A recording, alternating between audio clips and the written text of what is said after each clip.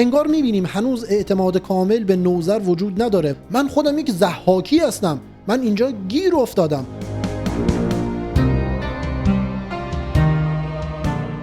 روز دوم جنگ هم تموم میشه. در نتیجه لشکر ایران عقب نشینی میکنه. شب میشه. نوذر که پادشاه ایران هست نگران هست و یه جورایی کار خودش رو تموم شده میدونه. 2 پسر خودش رو صدا میکنه، توس و گستهم. این 2 نفر هم شخصیت‌های خیلی مهمی هستند و جلوتر خیلی باشون کار داریم. توس و گستهم رو صدا میکنه و بهشون میگه پدر من وقتی که داشت از دنیا میرفت این پیشبینی رو کرد و این توصیه رو به من کرد که تورانیان آماده حمله به ایران هستند، اما من جدی نگرفتم و زودتر از اینها آماده جنگ نشدم.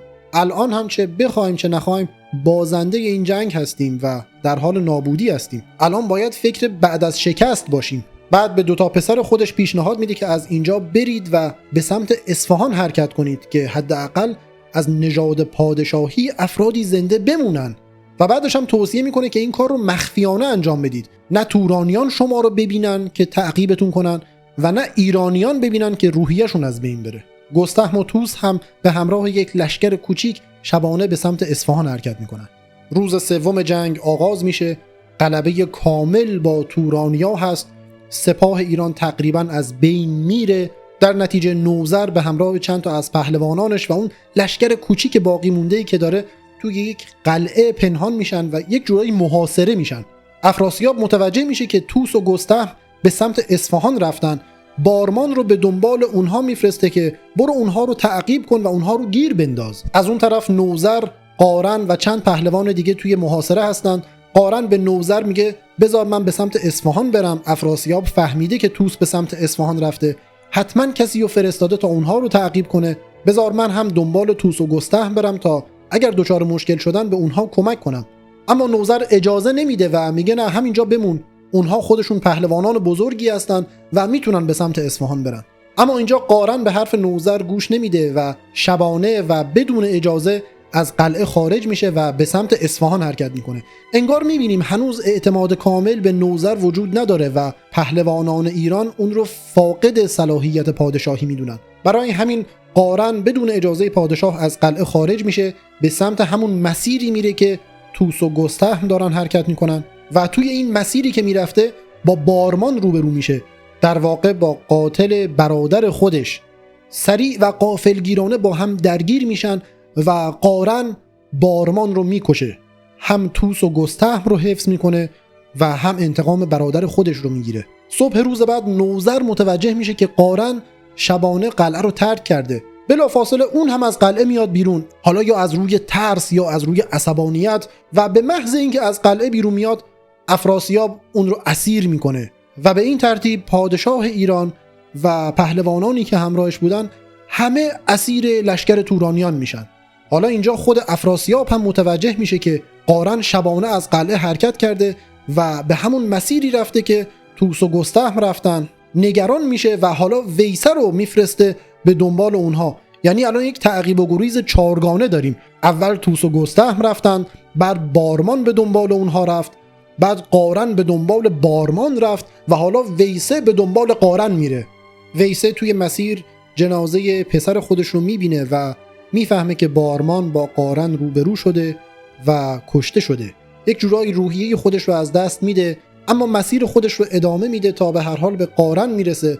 یک جنگی بین این دو شکل میگیره، اما ویسه در موضع ضعف هست و نمیتونه بر قارن غلبه کنه و وقتی که میبینه داره از قارن شکست میخوره عقب نشینی میکنه و فرار میکنه، به سمت افراسیاب برمیگرده. حالا بریم ببینیم اون 2 لشکر فرعی که به سمت زابل حرکت کرده بودن چه به سرشون اومد. سیستان عزادار هست، زال از شهر خارج شده و در حال برگزاری تدفین پدرش هست و کسی که الان توی زابل هست و به جای زال داره فرمانداری میکنه مهراب هست.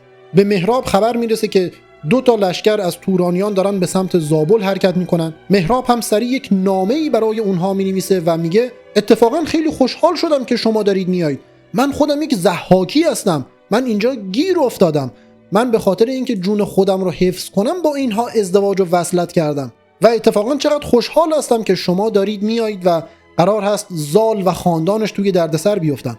الان هم همون جایی که هستید صبر کنید، من یک نامه برای افراسیاب بنویسم، وفاداری خودم رو بهش اعلام کنم، بعد با شما هماهنگ میکنم که در وقت مناسب حمله کنید و زابل رو بگیرید و منو هم خلاص کنید. در واقع با این کارش زمان خرید و سریع نامه نوشت برای زال و گفت هر جا هستی بدو بیا که گیر افتادیم و زابل داره از دست میره.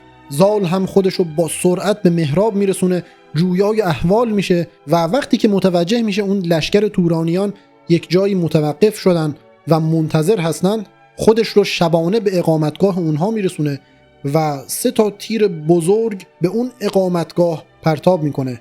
به نوعی از خودش نشونه جا میگذاره که اونها متوجه بشن زال اینجاست. این یک جور روش جنگ روانی زال هست و بعداً هم اینو توی رستم میبینیم در آینده. روش جنگاوری این خاندان اصلا اینطوری است که دلهره میندازن به جون طرف مقابل و بعد بهش حمله میکنن. اون پهلوانان لشکر توران هم صبح روز بعد تیرهای زال رو میبینن و متوجه میشن که زال اینجاست و واقعا یک دلهره‌ای به دلشون میفته و میفهمن که مهراب اونها رو فریب داده و الان زال اینجاست. زال هم غافلگیرانه بهشون حمله میکنه، با اون گرز تکزخم، گرز پدرش 2 از پهلوانان اون لشکر رو میکشه و اون لشکر دچار فروپاشی میشه. باقی مانده اون لشکری هم که به سمت زابل اومده بودن فرار میکنن، عقب نشینی میکنن و به سمت افراسیاب برمیگردن. در مسیر برگشت به سمت افراسیاب حالا با قارن روبرو میشن و قارن اون لشکر باقی مونده رو هم از بین میبره و فقط یکی از پهلوانان اون لشکر باقی میمونه که خودش رو بالاخره به افراسیاب میرسونه و بهش خبر میده که ما توی زابل شکست خوردیم، اون لشکری که به سمت زابل فرستادی تمامش از بین رفت و من تنها موندم و الانم اومدم بهت این خبر رو بدم. افراسیاب هم از شنیدن این 2 شکست متوالی عصبانی میشه، یکی کشته شدن بارمان و ناتوانیش در تعقیب توس و گستهم و شکست دومش هم که در حوالی زابل اتفاق افتاده بود. بسیار عصبانی میشه و خشم خودش رو سر نوذر خالی میکنه، دستور میده که نوذر رو از اون اسارتگاه بیارن و با عصبانیت و عجله پادشاه ایران رو میکشه. با کشته شدن نوذر جنگ ایران و توران پیچیده تر میشه و ما وارد قصه های بزرگتر شاهنامه میشیم.